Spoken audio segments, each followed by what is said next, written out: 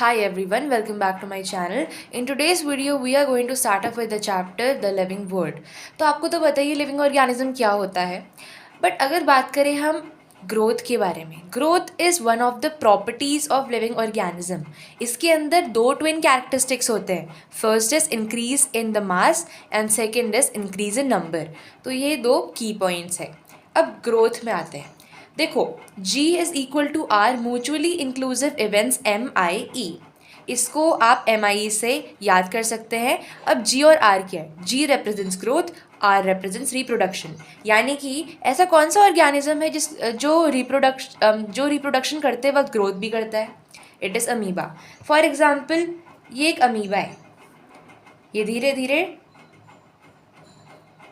Divide होगा और divide होगा और finally 2 daughter cells will be form. तो क्या इसमें रिप्रोडक्शन हुआ? 2 हमारे डॉटर सेल्स फॉर्म हुए? यस. क्या इसमें ग्रोथ हुआ? Yes. So amoeba is the example of mutually inclusive events.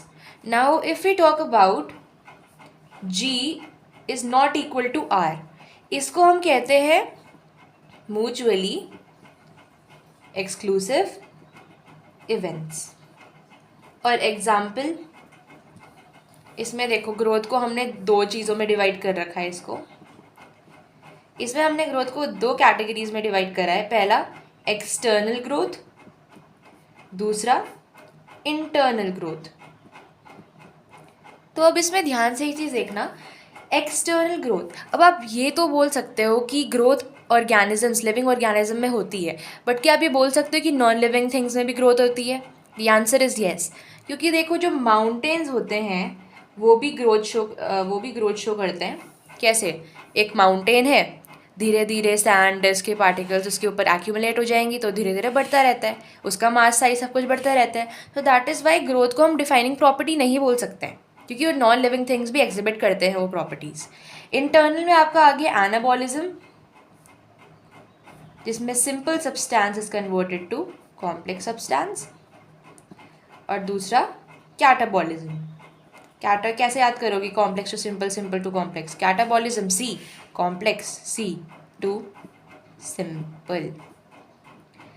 अब हम आते हैं एक इम्पॉर्टेंट टर्म में, in vivo. What is in vivo? Inside the body. Inside the body. And अगर कभी इन विट्रो टर्म यूज होता है, इसका मतलब है आउटसाइड द बॉडी. तो ग्रोथ एक परमानेंट प्रोसेस होता है, इरिवर्सिबल प्रोसेस होता है, जिसमें size of mass increases and also the number of cells also increases.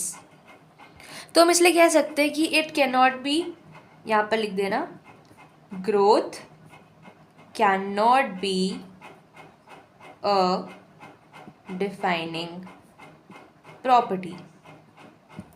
Okay. अब हम सेकेंड चीज़ पे आते हैं. सेकेंड हमारी इम्पॉर्टेंट चीज़ है रिप्रोडक्शन. रिप्रोडक्शन हमें पता है ये सारे लिविंग ऑर्गेनिजम्स की कैरेक्टरिस्टिक फीचर होता है रिप्रोडक्शन.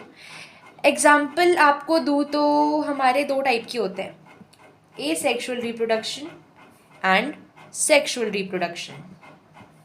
अब इसमें एसेक्सुअल को हम एपोमिक्सिस भी कहते हैं, एपोमिक्सिस, एंड सेक्सुअल को हम कहते हैं एम्फीमिक्सिस. ये याद रखना. अब इसमें आपको जस्ट एक्सप्लेन कर देती हूँ, लिखने की ज़रूरत नहीं, क्योंकि ये सारी नॉर्मल चीज़ें ही होती है. ये इसमें यूनी पैरेंटल होता है, यानी कि only one parent is involved. But over here in sexual biparental, यानी कि ये होता है यूनिसेक्सुअल. समझे आप? अगर मैं इसको यूनी पेरेंट कह दूँ, यानी कि सिंगल पेरेंट इन्वॉल्व, तो इसका एक टर्म होता है बायसेक्सुअल. और अगर मैं यहाँ बोलूँगी सेक्सुअल में बाय पेरेंटल, इसका मतलब होता है unisexual. Formation of gametes sexual में होता है और इसमें फॉर्मेशन ऑफ गैमेट्स नहीं होता है. फ्यूजन इसमें होता है, इसमें फ्यूजन नहीं होता है. जेनेटिक वेरिएशंस इसमें होते हैं, इसमें जेनेटिक वेरिएशंस नहीं होते हैं. सो ये था रिप्रोडक्शन का केस. अब अगर मैं आपको कुछ चीज़ें बताऊँ, फंजाई मल्टीप्लाई करते हैं और स्प्रेड करने लग जाते हैं. किसके वजह से? जब बहुत सारे एसेक्सुअल स्पोर्स का फॉर्मेशन होता है। और बात की जाए हमारी यीस्ट एंड हाइड्रा, ये ऐसे दो ऑर्गेनिज्म हैं जहाँ पर हम देख सकते हैं बडिंग। तो यीस्ट और हाइड्रा में बडिंग होती है। और बाकी प्लेनेरिया, जो प्लेनेरिया होता है उसमें होता है ट्रू रीजनरेशन। ट्रू रीजनरेशन होता है, रीजनरेशन का मतलब होता है कोई ऑर्गेनिज्म है उसका लॉस पार्ट वापस आ चुका है and it becomes a new organism, इसको कहते हैं हम रीजनरेशन। तो ट्रू रीजनरेशन प्लेनेरिया में होता है। बाकी जो हमारा फ्रैगमेंटेशन होता है, फ्रैगमेंटेशन वो कौन कौन शो करते हैं? Fungi, filamentous algae and protonema of mosses. Okay, लेकिन कोई कोई ऑर्गेनिजम्स होते हैं जो रिप्रोड्यूस नहीं करते हैं। कोई कोई ऑर्गेनिज्म रिप्रोड्यूस नहीं करते हैं। उनमें से देखो उनके एग्जाम्पल्स, म्यूल्स जो हॉर्स और डोंकी का के बीच में होता है, स्टेराइल वर्कर बी और इनफर्टाइल ह्यूमन कपल्स। ह्यूमन लिख देना, कपल्स, ठीक है। सो हम कह सकते हैं कि reproduction is not a defining characteristic of living organism, क्योंकि देखो इसमें ये भी तो लिविंग है बट ये रिप्रोडक्शन कहाँ शो कर रहे हैं, तो हम ये बोलेंगे कि ये रिप्रोडक्शन शो नहीं कर रहे तो ये लिविंग ऑर्गेनिज्म नहीं है, नहीं ना। So it is a non defining property. Okay, हाँ, अगर ग्रोथ की बात की जाए, ग्रोथ हमारा मैंने कहाँ पर लिख रखा है, हाँ, जैसे मैंने लिखा है ना, growth can not be defined, can not be a defining property, लेकिन जो हमारी इंटरनल ग्रोथ है it can be a defining property, क्योंकि इंटरनल ग्रोथ में तो वही होता है ना, क्या होता है अंदर ही अंदर, वो तो ऑर्गेनिज्म, लिविंग ऑर्गेनिजम्स में ही होता है ना। सो ये हमारा हो गया रिप्रोडक्शन एंड ये वाला ग्रोथ, ठीक है, एक बार ध्यान से देख लो। एंड बाकी आपको ये पता ही है, यीस्ट हमारा यूनिसेल्युलर होता है और हाइड्रा हमारा मल्टी सेल्युलर होता है। लिख देती हूँ, ये unicellular and hydra is multi cellular. अब हम आते हैं मेटाबॉलिज्म। मेटाबॉलिज्म क्या होता है? Metabolism is the sum total of all the chemical reaction occurring in the body. तो हमारा जो मेटाबॉलिज्म होता है it is a defining feature. तो यहाँ पे लिख देना मेटाबॉलिज्म डिफाइनिंग फीचर, DEF लिख दिया मैंने, ठीक है, समझ लेना। तो अब हम नेक्स्ट में आते हैं कॉन्शियसनेस। एक क्वेश्चन आ रहा था एक बार नीट में, उस क्वेश्चन में ये था कि एक पेशेंट है, वो हॉस्पिटल में कोमा में है। सो ये इसमें मतलब सेल्फ कॉन्शियसनेस है या फिर नहीं है। सो पेशेंट के पास कोई सेल्फ कॉन्शियसनेस अभी नहीं है, तो ये इसका नॉर्मल सा आंसर था। बाकी आपको बेसिक चीज़ समझाऊँ तो देखो, if we talk about spores, एक हमारा मोटाइल स्पोर होता है जिसको हम कहते हैं zoospore, and the next spore is non motile and it is known as aplanospore. ये मोटिलिटी के बेसिस में, यानी कि लोकोमोशन के बेसिस में आपको बता रही हूँ मैं। तो ये था स्पोर के बारे में। नॉमेनक्लेचर,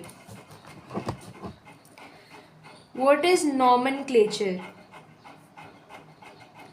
नाम से पता चल रहा है, naming of organisms is known as nomenclature. Naming of organisms को हम नॉमेनक्लेचर कहते हैं। करंटली हमारे पास कितने स्पीशीज़ अभी तक नोन है? 1.7 मिलियन स्पीशीज़ नोन। बाकी जो प्लांट्स के बारे में उनका साइंटिफिक नेम होता है वो सर्टेन रूल्स एंड रेगुलेशन के हिसाब से उनको दिया जाता है वो नेम, तो वो प्रोवाइडेड है ICBN में। इट इज़ फुल फॉर्म क्या है इसकी? International code for botanical nomenclature. और एनिमल्स की बात की जाए तो उसके लिए होता है ICZN, यानी कि international code for of zoological nomenclature. अब आपने सुना ही होगा ह्यूमंस का साइंटिफिक नेम होता है होमोसेपियंस। होमोसेपियंस तो पहला और दूसरा, इसको क्या कहते हैं, इसको क्या कहते हैं? हर एक नाम के पास दो कंपोनेंट होते हैं। एक होता है जेनरिक नेम जिसको हम जिनस भी कहते हैं, और दूसरा स्पेसिफिक एपिथेट जिसको हम स्पीशीज भी कहते हैं।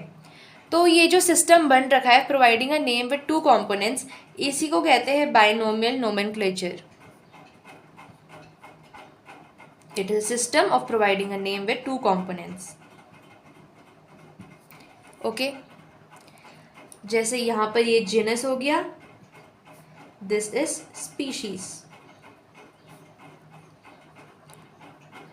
सर्टेन रूल्स और रेगुलेशंस होते हैं नॉमेनक्लेचर के। इसमें पहला रूल क्या है? फर्स्ट रूल इज कि the biological names are generally in Latin and written in italics. दूसरा, जो हमारा फर्स्ट वर्ड है इट रिप्रेजेंट्स द जीनस, और जो हमारा सेकेंड वर्ड है it is representing the species, that is the specific epithet. Third rule क्या है इसका? Both the words in a biological name when hand written are separately underlined. Suppose मैंने लिखा है, मैंने इसको अंडरलाइन क्यों करा तुमने सोचा? देखो इसमें समझ लो मैंने ले लिया Mangifera indica, scientific name of mango. तो इसमें मैंने क्योंकि नॉर्मल राइटिंग में लिख रखा है, इसको हैंड रिटन लिखा है, तो मैं इसको अंडरलाइन करूँगी अलग अलग करके। बट अगर अंडरलाइन नहीं करना है so I can write it in italics, Mangifera indica. Understood? बाकी हमारा फोर्थ आता है, पहला जो ये वर्ड होता है it is denoted by a capital letter. First word of genus is denoted by a capital letter, and जो बाकी हमारा स्पीशीज होता है it is represented by small letters. Okay, उसके बाद नॉर्मल से एक डेफिनेशन आती है क्लासिफिकेशन की। क्लासिफिकेशन एक ऐसी प्रोसेस होता है, क्लासिफिकेशन ऐसा प्रोसेस होता है by which anything is grouped into convenient categories based on easy observable characters. यानी किसी के सिमिलर कैरेक्टर्स है तो वो एक तरफ उनको क्लासीफाई कर देंगे जिससे कि हमें आसानी हो जाए उसके उस ऑर्गेनिज्म के बारे में फर्दर स्टडी करने में। Now we come to taxonomy. Taxonomy क्या होती है और किसने डिस्कवर करी? टैक्सोनॉमी किसने करी? AP दे कैंडोल, इन्होंने टैक्सोनॉमी नेम दिया। ओके, लेकिन जो फादर ऑफ टैक्सोनॉमी है वो कौन है? Carolus Linnaeus. इनको हम कार्ल वॉन लीनियस से भी जानते हैं। नाउ इन्होंने बुक पब्लिश करी है थ्योरीज एलिमेंटेर दे ला बोटानिक। AP दे कैंडोल ने, यानी कि थ्योरीज ऑफ एलिमेंट्री बॉटनी या बायोलॉजी, इनकी बुक पब्लिश हो रखी है। सिर्फ जानने की ज़रूरत है आपको। अच्छा देखो, एक और चीज़ है, जब मैंने आपको यहाँ बताया था 1.7 मिलियन स्पीशीज़ नोन है, तो उसमें से 1.25 मिलियन आर एनिमल्स, एंड जो बाकी हमारी 0.55 मिलियन है दे आर प्लांट्स, एंड बाकी जो 1.025 इंसेक्ट्स, 0.225 अदर एनिमल्स जो भी है। तो taxonomy is a process of classification based on the similar and dissimilar characteristics. Process of classification based on similar and dissimilar characteristics. ठीक है, ये देख लो ध्यान से.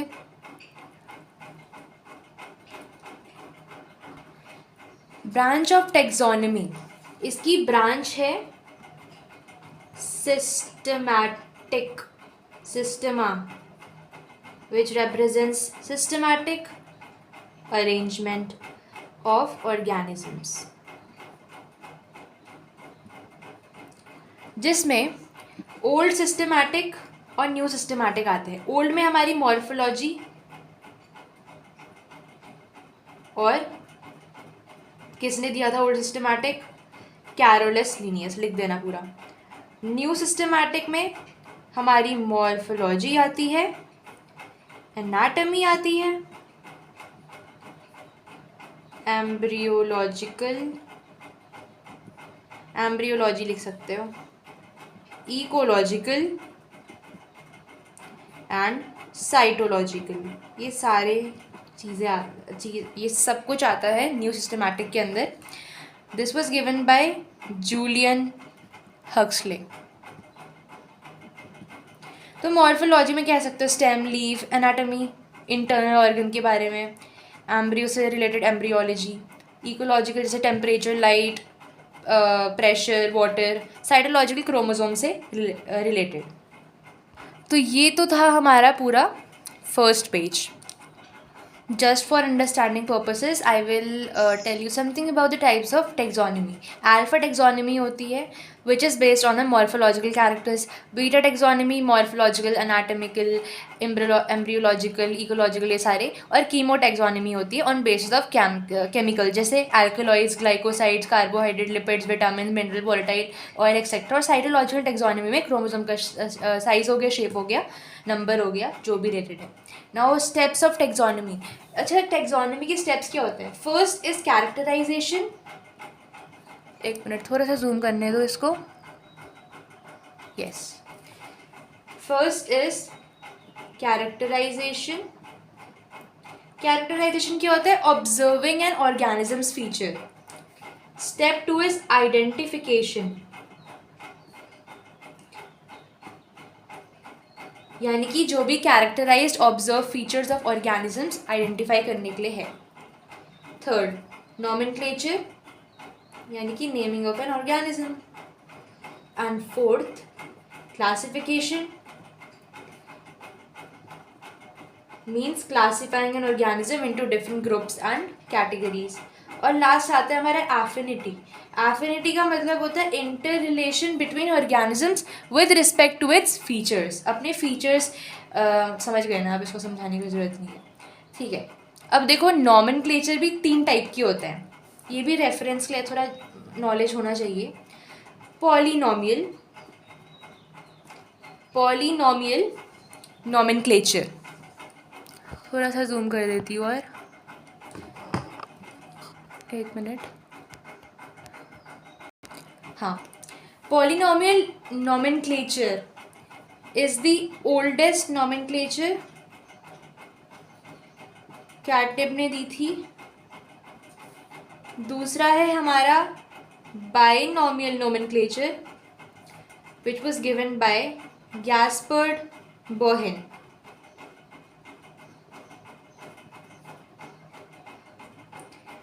जिसमें कैरोलस लीनियस ने दो कंपोनेंट्स रखे थे एक नेम में, जैसे जेनरिक नेम और स्पेसिफिक एपिथेट. इसमें 7 कैटेगरीज थी. और तीसरा था हमारा trinomial. This was given by Julian Huxley. इसमें 21 कैटेगरीज थी.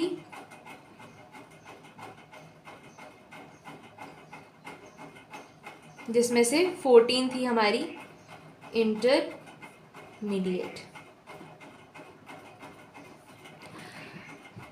अच्छा, इसके अंदर एग्जाम्पल दूँ तो अच्छा, इनके साइंटिफिक नेम भी याद रख लेना. ब्रासिका ओब्रिएसी बोट्रिटिस, इसको हम कहते हैं कैबेज. और अगर ब्रासिका ओब्रिएसी कैपिटाटा होगा it will be cauliflower. Brassica oleracea, खोल खोल, इसको हम कहेंगे ब्रोकली। ठीक है। नाउ हमारी 2 बुक्स हैं, ये क्वेश्चन आ जाता है कभी कभी। सिस्टमा नेचर किसके बारे में है? एनिमल्स। मेन है इसकी publishing date 1 August 1758।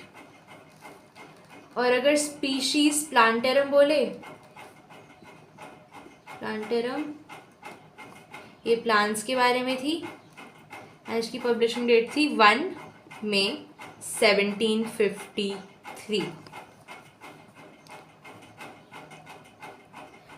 Okay, now you must have heard the term टॉटोनिम and autonym. तो आज की क्लास में हम ये भी पढ़ेंगे। मेरा कैमरा पता नहीं क्या हो रहा है। यस, तो पहला है टॉटोनिम। एग्जाम्पल रैट,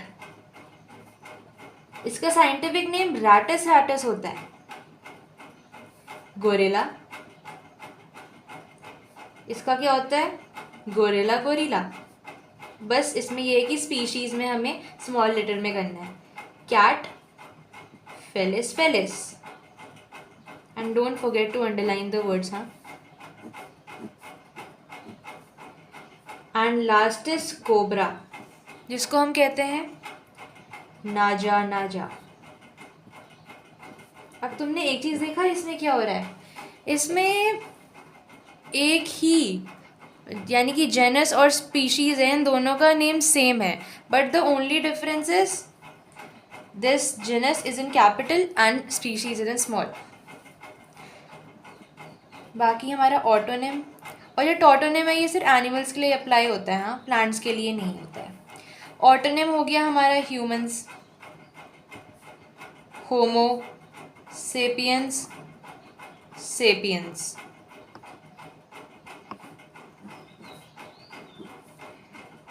क्रोज हो गए हमारे, कॉर्वस, स्प्लेंडेंस, स्प्लेंडेंस। ठीक है। और एक और चीज़ बताना चाह रही थी मैं आपको, कभी कभी ना आपके पेपर में ऐसे लिख दिया जाएगा मैंगीफेरा, इंडिका, लिन। आप बोलोगे ये क्या है? लिन का मतलब है कैरोलस लीनियस, जिसने नाम दे रखा है, जिसने डिस्कवरी करी है उस चीज़ की, तो उसके आगे साइंटिस्ट का नेम लगा देते हैं वो इन द ब्रैकेट्स। और अगर ब्रैकेट में नहीं होगा तो वो ऐसे भी लिख देंगे लिन डॉट करके, तो ये भी ठीक होता है। एक और रूल ऑफ प्रायोरिटी होता है हमारा, rule of priority. Albugo Candido, ये ओल्ड नेम है, इसको हम प्रेफरेंस में लाएंगे। देन सिस्टोपस कैंडिडा, जो कि न्यू नेम है। ये जो साइंटिफिक नेम है किसका है? रस्ट फंजाई, तो हम इसका ओल्ड नेम प्रेफर करते हैं rather than the new name. इसको हम कहते हैं रूल ऑफ प्रायोरिटी। ठीक। अब इस टेबल को ध्यान से देखना, बाइनॉमियल क्लासिफिकेशन के अंदर ये पूरी टेबल आती है, kingdom, division, class, order, family, genus, species. ये 7 चीज़ें, इनको अच्छे से याद कर लो इन ऑर्डर। देखो, अगर हम स्पीशीज़ में देखें तो जनरल कैरेक्टर्स और हमारी डाइवर्सिटी मिनिमम होती है, बट जो हमारे स्पेशल कैरेक्टर्स होते हैं एंड कॉमन कैरेक्टर्स होते हैं, दे आर दी मैक्सिमम। बाकी हमारा यहाँ पर आते आते हमारा उल्टा हो जाएगा, डाइवर्सिटी और जनरल कैरेक्टर मैक्सिमम हो जाएंगे और special character and common characters minimum. समझ गए? तो क्वेश्चन कभी कभी आ जाता है कि हम जब स्पीशीज से किंगडम की तरफ जा रहे हैं तो डाइवर्सिटी क्या हो रही है, तो आप बोलोगे मैक्सिमम। तो समझ गए ना, इसमें डाइवर्सिटी और जनरल कैरेक्टर मैक्सिमम हो रहे हैं, और जो हमारे स्पेशल कैरेक्टर और कॉमन कैरेक्टर है वो हो रहे हैं मिनिमम। नाउ टेक्सोनोमिक हायरार्की में हमारा 2 में डिवीजन हो रखा है, ऑब्लिगेट एंड इंटरमीडिएट। ऑब्लिगेट में 7 कैटेगरीज आती है, KDCOFGS यानी कि kingdom, division, class, order, family, genus, species. और इंटरमीडिएट में हमारी 21 कैटेगरीज आ रखी है, जिसमें हमारी एक पर्टिकुलर क्लास को 2 क्लास में डिवाइड कर रखा है, सुपर एंड सब क्लास, यानी कि इसमें 14 इंटरमीडिएट ऐड हो रही है, तब जाके 21 कैटेगरीज का फॉर्मेशन कर रही है। अब देखो, तुम्हें ये सारी चीज़ें बहुत बेसिक चीज़ें तुम्हें पता है, तो इसको ज़्यादा डीपली एक्सप्लेन करने की ज़रूरत नहीं है। जैसे ये सारा है species is the smallest unit of classification. Species can't interbreed among themselves. Example potato, brinjal, makoi, normal जो नेम ही होते हैं। Genus, it is closely related to species. जैसे पोटैटो और मकॉय को ले लो। पोटैटो का होता है scientific name Solanum tuberosum, makoi का सुलानम नाइग्रम। तो इनका जो जेनस है ये सेम है ना, देख रहे हो। अब नेक्स्ट फैमिली है, closely related to genus. Example, ये जो हमारे तीनों के तीनों चीज़ें हैं, Solanum tuberosum, Datura stramonium and Petunia alba, ये तीनों की तीनों कौन सी फैमिली में आती है? सोलेनेसी फैमिली में आती है। कौन कौन? Solanum tuberosum, Datura stramonium and Petunia alba. और एक और चीज़, डिवीजन होता है प्लांट्स के लिए यूज़, और अगर एनिमल्स होंगे तो हम फाइलम यूज़ करते हैं। Order, closely related to family. Example, Solanaceae और कॉन्वलेसी, ये 2 ऐसी फैमिलीज़ है जो कि पॉलीमोनियल्स के अंदर आती है। This is the order, right. इसका एग्जाम्पल भी दूंगी मैं आपको। क्लास के बारे में बात की जाए, it is closely related to the order, that is Polemoniales और Sapindales come under the category, that is the class dicotyledon. बाकी हमारा डिवीजन में dicot, monocot comes under angiosperm. और लास्ट में हमारा किंगडम, जो सबसे ज़्यादा मतलब जिसकी मैंने आपको बताया है सबसे ज़्यादा बड़ी क्लासिफिकेशन होती है, Thallophyta, bryophyta, pteridophyta, gymnosperms and angiosperms. और तब ये किसके अंदर आ रहे हैं? प्लांटे। और बाकी जो हमारा डोमेन है वो आपकी बुक में दे नहीं रखा है, बट फिर भी डोमेन में क्या आता है? यूकैरियोन के अंदर आता है हमारे प्लांट्स और एनिमल्स। नाउ यहाँ पर देखो, organism with the taxonomic categories. अगर हम मैन के बारे में बात करें, हम कोई से भी 2 उठाएंगे यहाँ से। तो biological name is homo sapiens, house fly नहीं, जेनस इज़ होमो एंड हमारा जो स्पीशीज़ होता है वो सेपियंस है।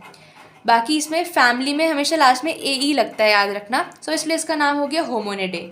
Class Primata, class order Primata, class Mammalia and phylum division Chordata है। और अगर हम मैंगो का वीट का ले लेते हैं, चलो वीट का देखो, biological name is Triticum aestivum, genus is Triticum, species is aestivum, family में ए ही लगता है लास्ट में तो Poaceae, order Poales, class monocotyledon and division that is phylum division कह सकते हैं, प्लांट है ना क्योंकि ये एंजियोस्पर्म। एग्जाम्पल मैंने आपको दिखा दिया। अब हमारा सिर्फ एक ही पार्ट बच रखा है, दैट इज़ टैक्सोनॉमिकल एड। वो बहुत आसान है, बट उससे पहले छोटे मोटे पॉइंट्स मैं आपको बता देती हूँ। ओरिजिन ऑफ स्पीशीज, आप मुझे इसका आंसर बताएंगे, कमेंट में इसका आंसर बताना, मतलब ये कॉन्सेप्ट किसने दिया था, ठीक है। बाकी कभी कोई क्वेश्चन आ जाता है, डार्विन ऑफ 20th सेंचुरी, तो वो कौन है? Ernst Mayr. बाकी हमारा क्लासिफिकेशन के भी वेरियस टाइप्स होते हैं, आपकी बुक में दिया नहीं है बट आपको पता रहना चाहिए। पहला होता है हमारा बायोलॉजिकल क्लासिफिकेशन, इसमें हमारे इंक्लूडेड होते हैं रिप्रोडक्टिव कैरेक्टर्स, इंक्लूडेड होते हैं, एंड इसमें स्टेमन एंड कार्पेल भी होते हैं, ये तो रिप्रोडक्टिव कैरेक्टर्स है। And given more importance to stamen को ज़्यादा इंपॉर्टेंस मिलती है इसमें। बाकी हमारा नेक्स्ट है artificial classification, this was given by Carolus Linnaeus, पूरा लिख देना आप। And the next is practical classification, ये क्यों दे रखा है? On the basis of economic importance, जैसे हमारे मेडिसिनल प्लांट्स होते हैं, क्लोव हो गया, फेनल, यूकेलिप्टस, स्पाइसेस प्लांट्स जैसे fennel, coriander, capsicum. Volatile oil yield lemon grass हो गई और कोरिएंडर, तुलसी। नेक्स्ट है हमारा numerical, which is also known as एडेंसोनियन या फिर फिनेटिक क्लासिफिकेशन। इसमें होते हैं हमारे dissimilar, this is on the basis of similar and dissimilar characters. And इसमें अच्छी बात यह है that equal importance is given to every character, क्योंकि ये न्यूमेरिकल है तो नाम से पता चल रहा है कंप्यूटर सॉफ्टवेयर यूज होता है to classify organisms, computer software use. और लास्ट आता है हमारा नेचुरल क्लासिफिकेशन। इसमें होते हैं हमारे फ्लोरल यानी कि रिप्रोडक्टिव एंड वेजिटेटिव कैरेक्टर्स होते हैं हमारे।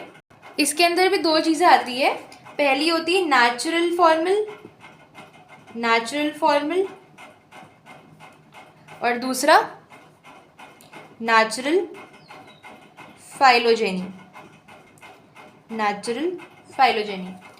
नेचुरल फॉर्मल नॉन फाइलोजेनेटिक होता है, नाम से पता चल रहा है अगर ये नेचुरल फाइलोजेनी है तो इसका opposite non phylogenetic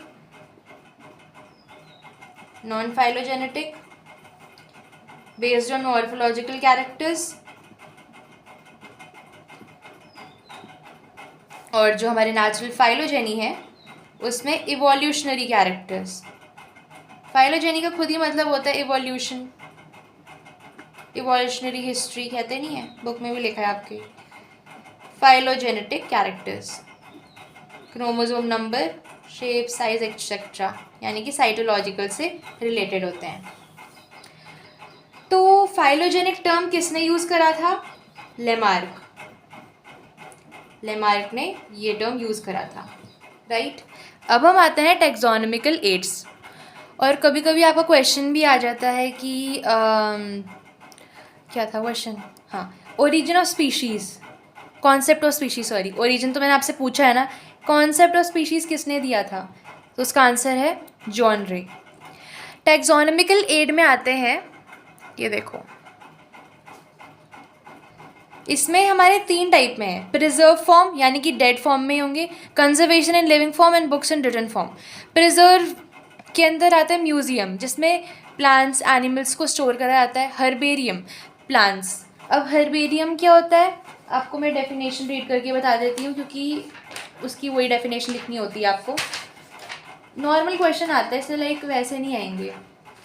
herbarium is a store house of collected plant specimens that are dried, pressed and preserved on sheets and इनका साइज़ क्या होता है 11.5 इंटू 16.5 इंचेस। एंड इसको रिपोजिटरी या फिर स्टोर हाउस भी कहते हैं। And it is also used as a quick referral system in taxonomical studies. जैसे हमें ही प्रोजेक्ट दे रखा है हर्बेरियम बनाने का, उसमें एक तरफ हमें प्लांट्स के स्पेसिमेन स्टेक करने होते हैं और दूसरे बॉक्स में हमें उनके बारे में इंफॉर्मेशन देनी पड़ती है, तो that is herbarium. Conservation in living form, ex situ artificial होता है, इन सिटू नेचुरल और एक्स सिटू आर्टिफिशियल। जैसे आर्टिफिशियल में जू आ गए, botanical garden, seed bank. In situ में आ गए हमारे national park, biosphere reserve etcetera. Books in written form, flora, fauna, monograph होते हैं एक पर्टिकुलर टैक्सॉन के बारे में इंफॉर्मेशन, और कैटलॉग जो कि हमारे स्मॉल बुकलेट्स होते हैं। बाकी फिलोसफिका बोटानिका कैरोलस लीनियस ने लिखी थी, it consist of the principles of nomenclature. अब हम आते हैं कीज़ में। कीज़ क्या है?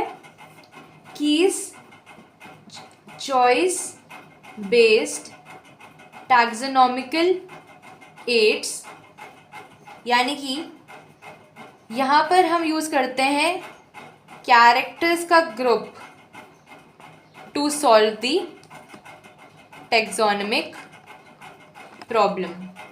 और टैक्सोनॉमिक प्रॉब्लम यानी कि आइडेंटिफिकेशन की प्रॉब्लम। इसमें क्या है, टू कॉन्ट्रास्टिंग कैरेक्टर्स यूज होते हैं, to contrasting characters for both plants and animals. And keys are analytical in nature.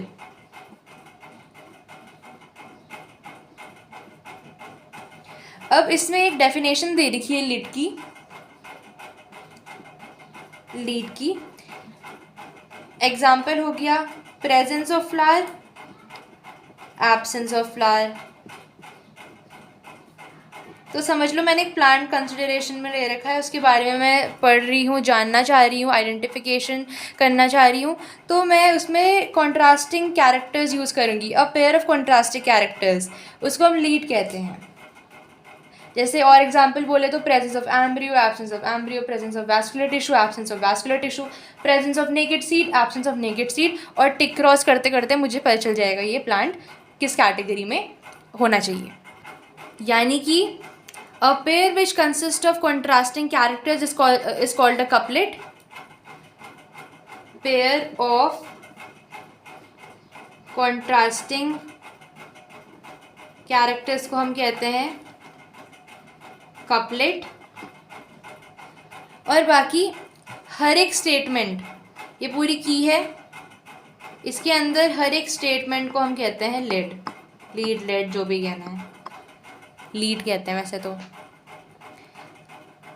And जो लास्ट वाला मैं आपको बताने जा रही हूँ आपकी एनसीईआरटी बुक में नहीं है, बट आपके मॉड्यूल्स में दिया रहता है वो चीज़, आपको जिसमें बता देती हूँ, एक्सप्लेन कर देती हूँ, आप नोट डाउन कर सकते हैं।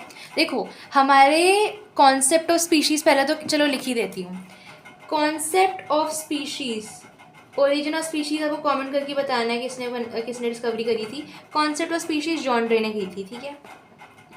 इसमें हमारा आता है पहला स्टैटिक कॉन्सेप्ट ऑफ स्पीशीज़। किसने डिस्कवरी करी थी इसकी? कैरोलस लीनियस ने इसकी डिस्कवरी करी थी। बेस्ड ऑन अनचेंजेबल कैरेक्टर्स, यानी कि अनचेंज्ड कैरेक्टर्स लिख देती हूँ मैं। Example is archaebacteria. इसको मैं जल्दी समझा रही हूँ ताकि मतलब ये आपकी बुक में तो है नहीं है। Second one is dynamic concept of species. इसमें होते हैं चेंजेबल कैरेक्टर्स,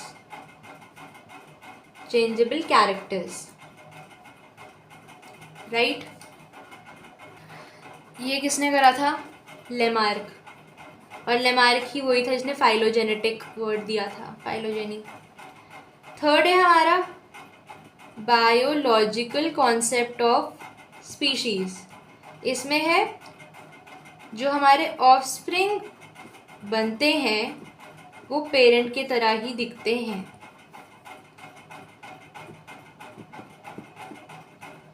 और ये दिया था अर्नेस्ट मेयर ने। और अर्नेस्ट मेयर कौन है? डार्विन ऑफ, यानी कि 20th सेंचुरी चार्ल्स डार्विन।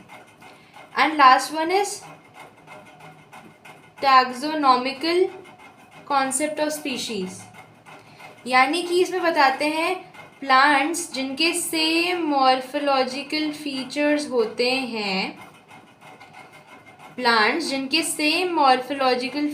होते हैं, they can interbreed. Example Brassica oleracea botrytis, जिसको हम कैबेज कहते हैं, ब्रासिका ओबरिएसी कैपिटाटा, जिसको हम कॉलीफ्लावर कहते हैं, एंड ब्रासिका ओबरिएसी खोलकोल, which is also known as broccoli. And ये भी दिया था कैरोलस लीनियस ने। So that was all for the video, hope you like it. And अगर आपको और ऐसी बायो की वीडियोस चाहिए, यू कैन कमेंट डाउन, जो भी आपको चैप्टर पढ़ाना है बायो में। बाकी केमिस्ट्री फिजिक्स का मैं ट्राई करूँगी, बट ज़्यादा भी फोकस बायोलॉजी में है। मैंने ये वीडियो क्यों बनाई? देखो पहला तो ये है कि मेरा रिविज़न हो जाए, because I also need a revision, quick revision of this chapter. तो मेरी भी हेल्प हो गई और इससे आपकी भी हेल्प हो गई कि आपको भी नोट्स मिल गए, आपको भी अंडरस्टैंडिंग आ गई इस चैप्टर की। So that is why 2 in 1 job. So that was all for the video. Like this video, subscribe to my channel, hit the notification, and let me know in the comments which chapter you want next. Thank you.